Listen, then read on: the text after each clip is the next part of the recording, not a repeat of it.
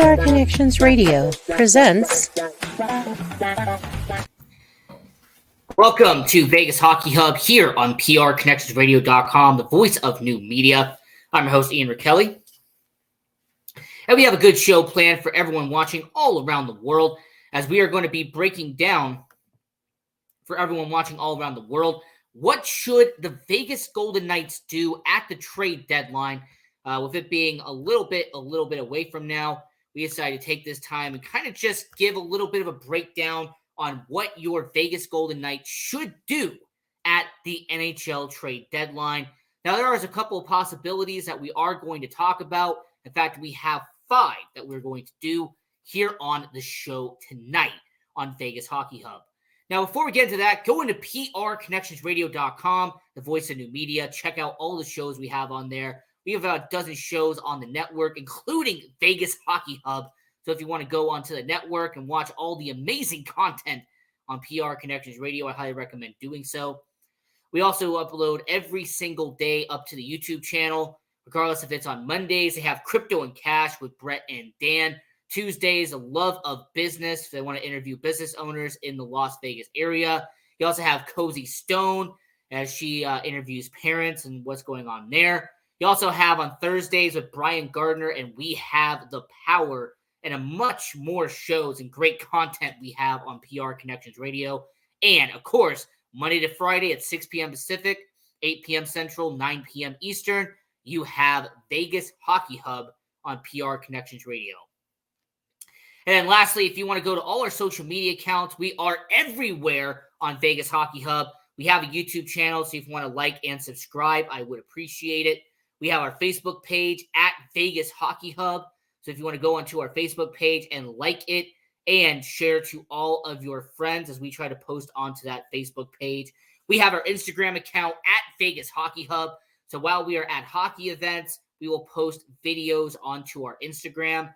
We have our live tweets on Twitter. So through every single Vegas Golden Knights game, news and updates about your Vegas Golden Knights, we upload it to our Twitter account at Vegas Hockey Hub. And then lastly, on TikTok, we are there as well. So we try to engage our audience and everyone watching all around the world who supports Vegas Hockey Hub. And then lastly, if you want to follow your host at Ian J. Rachiele on all social media platforms. So getting into your Vegas Golden Knights and what they should do at the trade deadline, let me give you a little bit of information, a little background on what the Vegas Golden Knights are at right now. So the current cap hit for your Vegas Golden Knights is $92.2 million. The NHL has a cap hit of $83.5 million. Now, for anyone who might be freaking out or might be questioning how is that possible, I'm going to give you a little bit more explanation as to what the Vegas Golden Knights are going to be doing here. So they have a cap hit of $92.2 million. The Vegas Golden Knights are supposed to be at $83.5. That is the set salary cap in the NHL. So what has going on with the Vegas Golden Knights and what is the current cap hit and the current situation in Vegas? Well, out of the 21-man roster that your Vegas Golden Knights have, they have a cap hit of around $75 million. The reason why they're at $75 million on 21 players is because of the injuries that have happened to Vegas. Right now, for your Vegas Golden Knights, their injuries are in 2 different categories. You have injured reserve and you have long-term injured reserve. Now, the standard injured reserve, which is the 5 players that are not on LTIR, are Jack Eichel, who makes about $10 million, William Carrier, that makes a little over $1 million, Ben Hutton, who makes around $800,000, and then Tobias Bjornfoot and Michael Amadio, who make around $775,000, respectfully. That equals, for your Vegas Golden Knights, a little under $14 million on the injured reserve. Now, that counts towards the salary cap for your Vegas Golden Knights because they currently are not on long-term IR. So because those 5 guys are on injured reserve, that near $14 million stays on the books. Just like the 2 goalies right now make a little over $5 million. The 7 defensemen currently on the roster make a little under $24 million combined. And the 12 wingers on this team, the centers and wingers, aka forwards, they make a little over $32 million. So if you add the forwards, defense, goalies, and the injured reserve, that is $75 million in a salary cap. So you might be asking yourself, if that's the $75 million, but I said there's $92 million earlier in the show, well, where's the rest of that money? Well, for your Vegas Golden Knights, they have 4 players on long-term IR. Now, I do want to mention that one of these players is set to come off of it very soon. Daniel Marinoff, he has a conditioning deal as he's trying to get off the long-term IR. He is currently playing in Henderson. So by the time you've watched this video or by the time the trade deadline is actually set, his $775,000 will be in Henderson by that point. That will be knocked off. But the remaining 3 is a question mark for Vegas. The first one is William Karlsson, who makes a little under $6 million for your Vegas Golden Knights. He has been on long-term IR for the last couple of weeks as he is dealing with a current injury. So you have the near $6 million of William Karlsson. And then you add the 5.25 of Shea Theodore, plus the near $5 million of Robin Lehner. So when you add Karlsson, Theodore, and Lehner, I'm going to take my Romanoff off this because he's playing in the AHL, he's almost ready to go. The Vegas Golden Knights have $16.1 million in long-term IR. And because the Vegas Golden Knights have that much money put into long-term IR, that means that your Vegas Golden Knights right here, right now, as of this recording, has a little over $8 million in cap space at this present moment. And if you're Kelly McCrimmon, if you're George McPhee, if you're Bill Foley, you have to ask yourself, based on the $8 million, if we had that at the trade deadline, if it's on March 7th and we have $8 million in cap space, well, what do you do if you're the Vegas Golden Knights? Now, let me take a little bit of a scenario to you in this situation.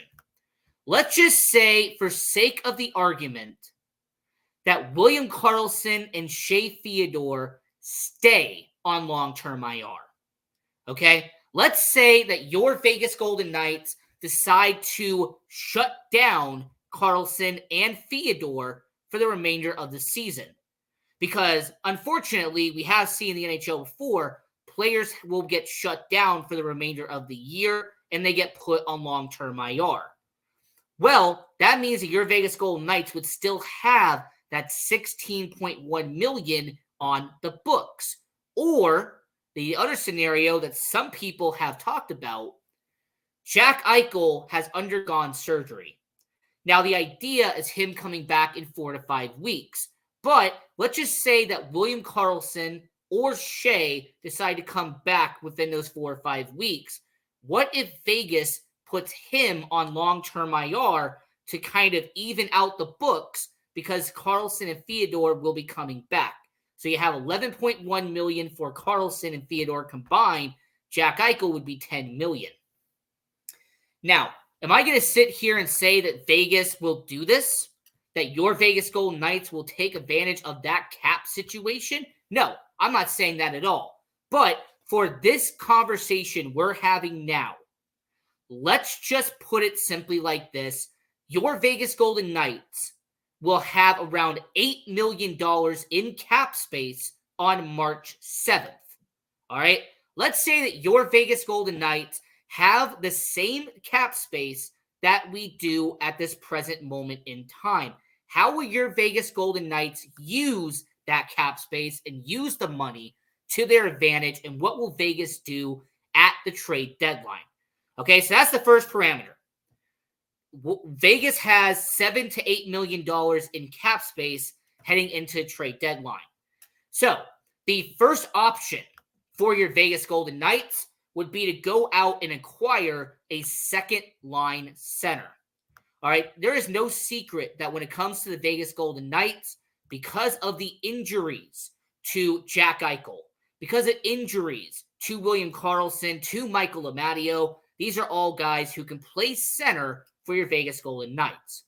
And as much as I like Chandler Stevenson, as much as I like Nick Waugh, as much as I even like Brett Howden, there is no secret that your Vegas Golden Knights are lacking currently at the center position. So the first option for the Vegas Golden Knights at the trade deadline would be to go out and get a second line center. Now, there are two options here I'm going to toss out. All right. The first one is you call up the Arizona Coyotes and you get established veteran Alexander Kerfoot to be a second line center, to be a middle six forward for your Vegas Golden Knights. Now, let me give you the one reason why Kerfoot would be a good idea, and let me give you one reason why it would not be a good idea for Vegas. Now, the first reason why Kerfoot would be a really good idea is that he is a former 50-point scorer in the NHL. When he was playing in Toronto as a middle six forward, he had a 50-point season back in 2021-2022. It's also the same Alexander Kerfoot who has had near 50 games played in the playoffs and has over 240 points in his NHL career. Now, the only negative that you can have for Alexander Kerfoot is that he has a modified no-trade clause. And because he has a modified no-trade clause, that means that he has a 10-team no-trade list that he will have to give out.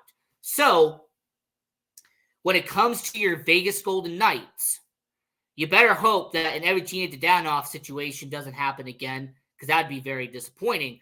But let's just say that Kerfoot is able to come to Vegas on a $3 million cap hit for the remaining 2 years. So not only would you have him for this postseason and then the next year afterwards, but he would only be a $3 million cap hit, which would be good for Vegas because Chandler Stevenson's going to be a free agent at the end of the year. And there's also some players in Vegas at the center position that are going to be not expendable, but they're going to be kind of on the way out in future seasons. So that's the first one. So call up the Arizona Coyotes and try to get Alexander Kerfoot as a second line center. But if that doesn't pan out, all right, let's just say for sake of the argument, the Vegas Golden Knights are not able to do so. They're not able to go out and get a guy like him. Then I say that the Vegas Golden Knights, they call up a division rival and see if maybe this center is available for the Vegas Golden Knights, because this guy has done a relatively good job, but we've had to wait and see what he can do long term. So this guy, $850,000 cap hit. This guy has 7 goals on the year for the Anaheim Ducks and could be a middle six forward if need be, and that's Sam Carrick. Sam Carrick is somebody out there in Anaheim, somebody who used to be a former Toronto Maple Leaf a long time ago. Now he is with the Anaheim Ducks, and he's someone that, despite the $850,000 cap hit, he is someone that has 1 year left on his deal and could be a veteran presence in the NHL. As I said, 7 goals in 47 games this year for the Anaheim Ducks. So I'll say when it comes to your Vegas Golden Knights, that is the first possibility for Vegas, is to go out and get a second line center that can help while Jack Eichel is out, that can help while William Karlsson is not in the lineup. And more importantly, when Jack Eichel does come back, you can move Chandler Stevenson back to the wing, and you can have said person be the second line center alongside Stevenson and alongside Stone. Because beginning the year, Brett Howden was around there for a little bit. You've also had, some really different lineup changes between the second and third line. But when it comes to your Vegas Golden Knights, acquiring a second line center does make a lot of sense. And I say someone like Alexander Kerfoot would be a really good opportunity for Vegas. And I will say that would be a first idea for the trade deadline. And for everybody on Twitter and everyone on Facebook, I will answer your questions at the end of the show. So once we get all of the ideas out there, I will address them at the end. Now, the second idea for your Vegas Golden Knights at the trade deadline is to bring in a top 6 winger instead of going out and getting a second line center. Now, let me explain what I mean by this. So because of what's happened with the injuries and what's happened with the season, you've had a bunch of different people on the top 6. As of right now, you've had Barbashev, you've had Eichel, and you had Marchessault, and then you had somebody like Stevenson and Stone. Well, Stevenson and Stone have been with Pavel Dorofeev this year. And there's nothing against Pavel Dorofeev, but if you can bring in an established veteran or bring in someone who's been here and done it and have them be on the same line with Stevenson and Stone, that might be a good idea. Or on the first line, if Ivan Barbashev still isn't panning out, 12 goals on the year, he's doing better than he did at the beginning of the season. But let's say they want to bump him down to line 2 and put someone else at line 1. Well, then you could go out and make a trade and get somebody and make that work for the Vegas Golden Knights. So who would be the first person I'm going to go for? Well, the Calgary Flames are selling off assets this season. There's no secret that guys like Chris Tanev, Jacob Markstrom, Elias Lindholm are guys on the trading block right here, right now. But for your Vegas Golden Knights, I'm looking to go big. More importantly, if I have to get a top 6, I want to go for somebody who already has 20 goals on the year. Someone with a $3.1 million cap hit, similar to what I talked about Kerfoot in the first one, a guy who has shown that he could put the puck in the back of the net, and someone who had a near 50-point season almost 2 years ago. Of course, I'm talking about from the Calgary Flames, Igor Sharangovich. This is somebody who I look at and say, you know what? He is a first-line winger in Calgary. He's someone that scores a lot of goals. He has 2 years left of his deal, so he would give up a little bit more than you would on a rental. But for Vegas, we've seen that that's no problem in the past. We have seen before that Vegas is willing to do whatever it takes to bring in a skilled winger. And if you could bring in a 20-goal scorer and add him to the top line, that would be great for your Vegas Golden Knights. If I had to go after somebody as well, I would say, you know what, maybe if you want to go after an established guy, how about a 25-year-old like Tyler Reddish? Tyler Reddish, a 25-year-old from the Chicago Blackhawks, this is somebody who has 5 goals on the year in Chicago, but let's not forget that last year, he was a 20-goal scorer in Chicago. And I believe that in the right circumstance, he would do it once again. Now, the appeal of Tyler Reddish be that he has a $750,000 cap hit and he's a restricted free agent for the Chicago Blackhawks. So when it comes to the current situation out here right now, I really look at bringing top 6 winger, someone who could shoot the puck, and someone who could score goals when it matters the most. And I'm definitely looking at Sharangovich. I'm looking at Reddish, because these are 2 guys who have scored 20-plus goals already in their career and would be a positive to your Vegas Golden Knights as a top 6 winger. The only difference is that because Tyler Reddish is a restricted free agent at the end of the year, you have to give up maybe a little bit more in draft capital for him. Whereas if you trade for Šarenović, because he's on a 2-year deal, you have to give up a top prospect in return.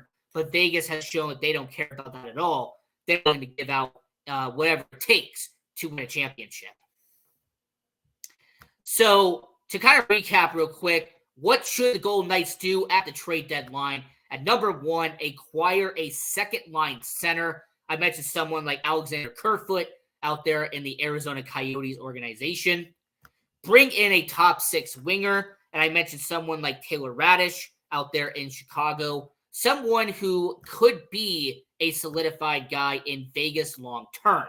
Now, this next idea for your Vegas Golden Knights, I'm putting all my chips into the middle of the table. For this next idea, I'm going all in. If I'm George McPhee, I'm Kelly McCrimmon. I won a championship last year. I want to go back to back. I'm going to go all in.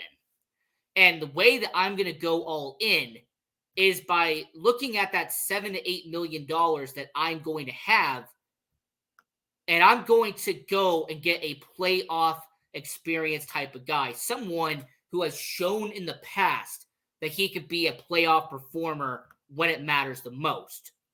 And this person that I'm bringing up right here, right now, is someone who's played around 80 playoff games in his career. This is someone who is part of the Chicago Blackhawks team that won the championship in 2015. This is someone who already is a Stanley Cup champion. And of course, I'm talking about Carolina Hurricane Teuvo Teravainen out there in Carolina. Now, the one reason why Teuvo Teravainen would be a great idea for Vegas is that he is an established guy. He is someone that at 29 years of age, he has shown in his career throughout his 600 games in the NHL that he could put the puck in the back of the net. Teuvo Teravainen has scored 145 goals in his career in the NHL. Not bad, by the way. Is also the same guy who has scored over 20 goals in the postseason throughout his time in Chicago and in Carolina. And lastly, another reason why Teuvo Teravainen would be a great opportunity for Vegas is because he is a top 6 forward, and he is someone who, once again, if you put him on the top 6 line, it can help out Barbashev. It can help out somebody else like a Paul Cotter or a Pavel Dorofeev and take some weight off of Vegas. Now, the two negatives towards Teuvo Teravainen that a lot of people are going to bring up, I will bring up as well. The first one is that similar to Kerfoot, he has a modified no-trade clause, which means he has a 10-team no-trade list. And that's something that a lot of people are going to mention and are going to bring up, is that because he has a 10-team no-trade list, there is no guarantee that Vegas can go out and get Teuvo Teravainen. But if he is able to be taken by Vegas, I'd highly recommend going out and getting him. And the second reason why a lot of people are going to not want to do this is that he has the largest cap hit out of everyone I've talked about up to this point. I mean, what do you expect? He was a Stanley Cup champion. He is someone who's played a long time in the NHL. Of course, his cap hit is going to be a little bit big for your Vegas Golden Knights. Now, he currently has a cap hit of 5.4 in the NHL. So unlike Kerfoot, which is about $3 million, unlike Igor Šarenović, who had about $3.1 million, this guy, unfortunately, is someone who currently, at this point in time, has a $5.4 million cap hit. So in order for Vegas to get this guy who has playoff experience, someone who knows how to play in the playoffs, you unfortunately would have to go out and give 50% retention, or you have to make some type of deal with the Carolina Hurricanes in order to make this deal happen. Now, the second guy that I could mention, by the way, now he is cheaper than Teuvo Teravainen, but he is a middle six forward instead of a top six forward, but he is a cheaper alternative. The Colorado Avalanche have a guy named Logan O'Connor, who has been playing over 200 games in the NHL. A 27-year-old veteran. He has played on the Colorado Avalanche team that won the Stanley Cup back in 2022, and he's actually played a good amount of time for Colorado. This is his sixth season playing in the NHL.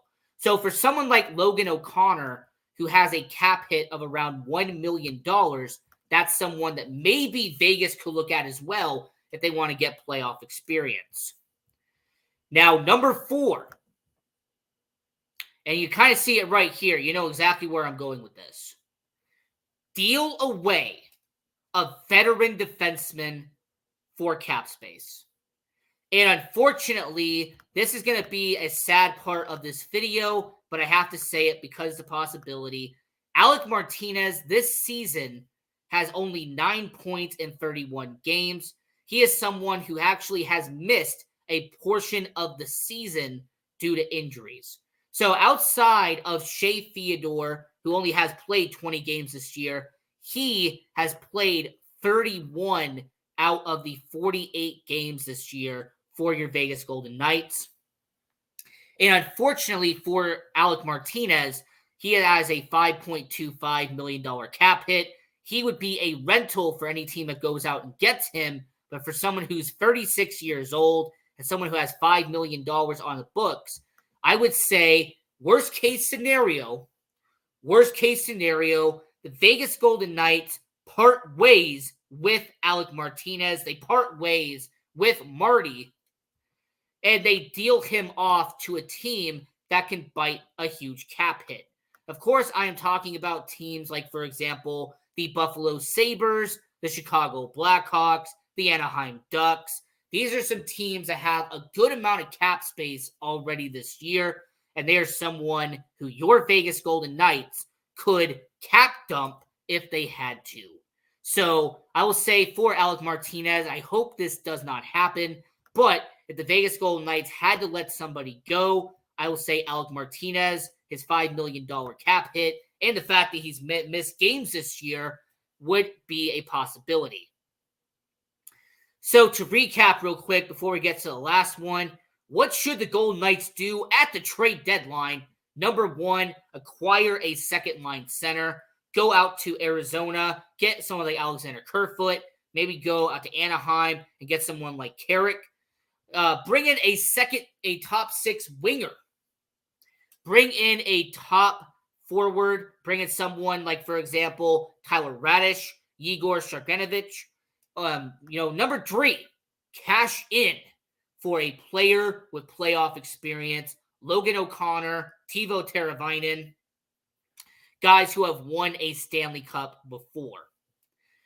And then the last one that I mentioned, deal away Alec Martinez, send him to a team like Nashville or Chicago, or send him to an organization that can take a $5 million cap hit if need be.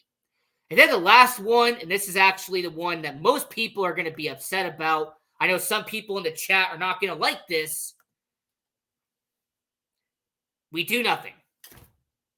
The Vegas Golden Knights, Kelly McCrimmon, George McPhee at number 5, we do absolutely nothing. We do not trade away Alec Martinez. We do not trade away top prospects. And we do not give away picks. For like the first time in forever, the Vegas Golden Knights at the trade deadline, all we did was get Tobias Bjornfot as a waiver claim from the LA Kings, and that is our entire trade deadline. Goodbye, everyone. We'll see you at the postseason.